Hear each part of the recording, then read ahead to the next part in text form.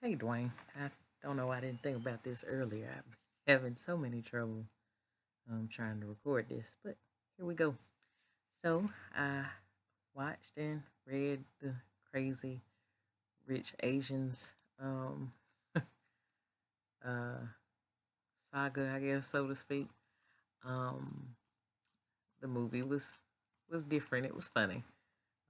Didn't anticipate that. I had seen like the previews and stuff, but I had written it off as a chick flick, and I don't watch chick flicks, so there's that. But let's get to the dynamic of the movie or the family.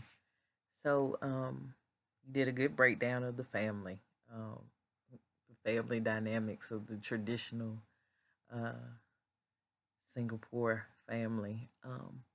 So, what comes to mind when I was watching it was this. There's a cultural aspect that I don't know that we really talked about. Um, I think it was interesting. the The dynamic looked very much like a family dynamic that I have in my own family. Really, um, my father's mother, they they came from a family of teachers and educators, and everybody was super professional.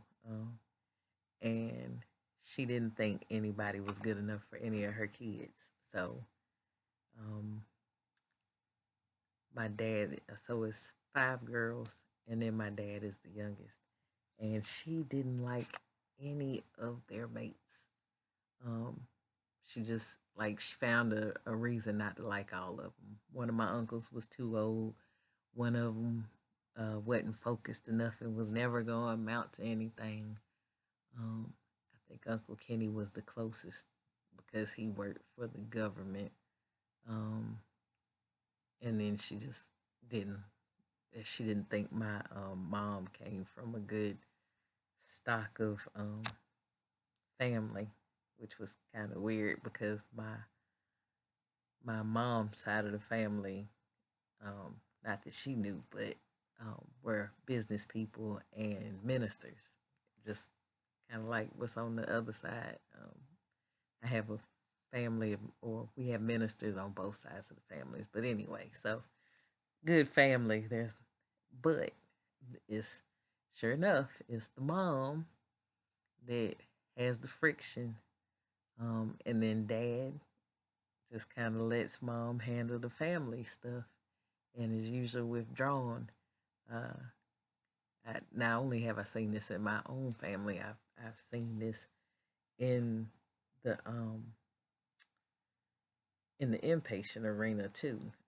There's always, to me, a lot of mom has a stronghold, and I see it a lot more with families of color.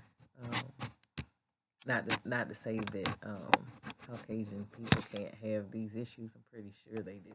I'm positive they do. But on the inpatient side, I see a lot of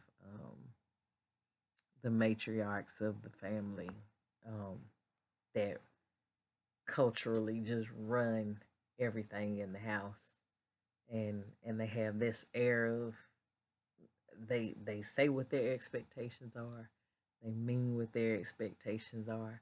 So I get Nick's want to break off and not have the influence of his family, and not to mention he's super rich. So coming from a super rich family, I would guess he would have the issue of, are people trying to be with me because I of who I am and what I can give them, or are they trying to be with me because I'm a good person and so on and so forth. So I would definitely um, want to see him and talk to him about that if we were in the counseling arena, because that has to be a hard place to be. You get a whole lot of people that come from money and they have issues. Some people embrace having the money and they're super spoiled and indulgent and all this other stuff. And then you have some families where it's like, okay, I I want to be my own person. I don't want to be defined by this family, and that's what Nick looks like in this movie. And it's actually a good thing that he wanted to step away. And I'm always kind of wary about people starting a relationship kind of with a lie. Um, Even though you kind of you understand why they did it, I could see that if Rachel really wanted to, I could see how she would think, how is this real when it started off with such a big lie, even though he technically couldn't tell the truth, because if he told the truth, he would be blowing his own cover, so to speak. And that's the whole point of him leaving home, is to come to somewhere, which happens a good bit, go somewhere where people don't know your family and everything else. And that freed him from that burden.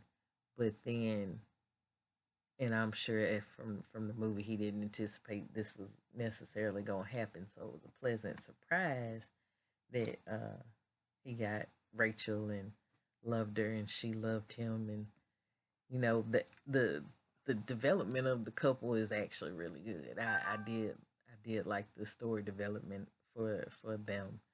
um but again, looking back at the stronghold that Nick's mom has on him and the rest of the family, because it's almost like she's like a dragon lady. Like, they respect her, but at the same time, it's like you have to like silently cheer them on and say, "Go, I hope it works."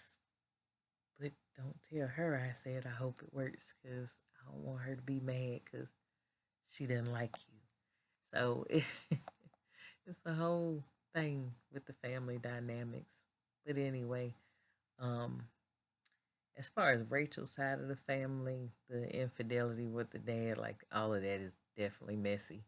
Um, I have found that in trying to counsel people with family secrets like that, you literally have to just go from the here and now, because you may never get resolved from that. You just might not. It's a bad situation when married people have babies with non-married people, and in real life. Now, of course, it's a movie, so they can make it all picture book and everything, but in real life, there's usually like some an altercation involved, and those he I've I can't even think of a time when I've seen that play out right, where the side chick's baby basically is embraced by the family, and it's a family and happily ever after. That is usually not the end of that story. So she will definitely have to, kind of heal from that. But that's actually going to be a day by day, and then a counseling situation to show her how to move past it when you actually cannot resolve a matter. Because that's also part of counseling too, is what to do when there's nothing left with the subject, when we have nothing else left to offer this, and it's dead, and you have feelings about it. What do you do with those feelings? So that's what she's going to have to process in her counseling sessions. And so what I would actually recommend as the group would almost like a role play. Now that it will require that they know each other a little bit better, but since this is all idealistically, I would definitely do like a role playing out activity, and kind of allow Nick's mom to to be in someone else's shoes, if she can actually grasp the concept of the role play. Um, and then it might actually help them see some stuff from her perspective too.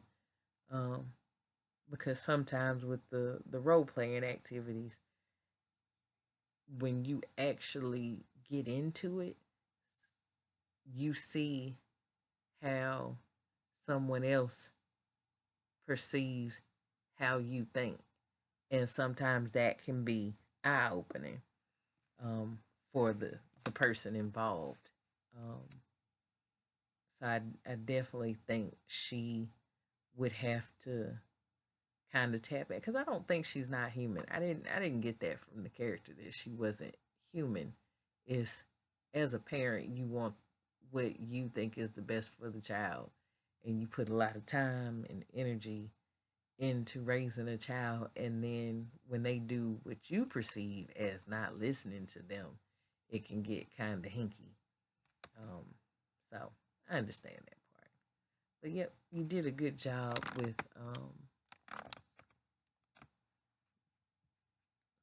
doing a synopsis of the family. Oh, that was it. Sorry. Thank you.